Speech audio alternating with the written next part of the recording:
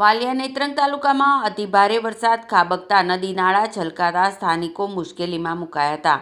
ત્યારે વાલિયા તાલુકાના 16 ગામ નજીકથી પસાર થતી ટોકરી ખાડીમાં ઘોડાપુર આવતા ગામના 3 ફળિયામાં ફસાયેલા 150થી વધુ લોકો ફસાયા હતા। આ અંગેની જાણ તંત્ર અને વાલિયા પોલીસને થતાં પીઆઈ આર.ડી. ચૌધરી સહિત પોલીસ કર્મીઓ દોડી ગયા હતા અને સ્થાનિકોની મદદ સાથે 3 ફળિયામાં ફસાયેલા 150 લોકોનું રેસ્ક્યુ ઓપરેશન હાથ ધરી લોકોને ખભા ઉપર બેસાડી બહાર કાઢ્યા હતા અને સલામત સ્થળે ખસેડી તમામ સુવિધા પૂરી પાડી હતી।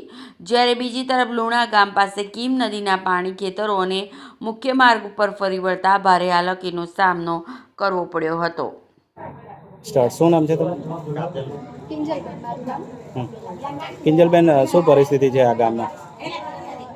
આજે વાલિયા તાલુકામાં બહુ સખત આગાહી મુજબનો વરસાદ જે પડ્યો છે એના કારણે સોલગામમાં 2-3 ફળિયા એવા છે કે જેની અંદર ઘણા બધા મકાનોમાં માણસો ફસાઈ ચૂક્યા હતા। તો પોલીસ તંત્ર અને તરવૈયા અને બધી જે અમારી ટીમ હતી અમે સફળતાપૂર્વક રેસ્ક્યુ કરી અને લગભગ 175ની આસપાસનો આંકડો છે વિસ્થાપિતોનો એનું સ્થળાંતર કરી ચૂક્યા છે અને હજી પણ બીજા ફળિયામાં થોડી કામગીરી ચાલુ જ છે। ઘરોની શું પરિસ્થિતિ છે?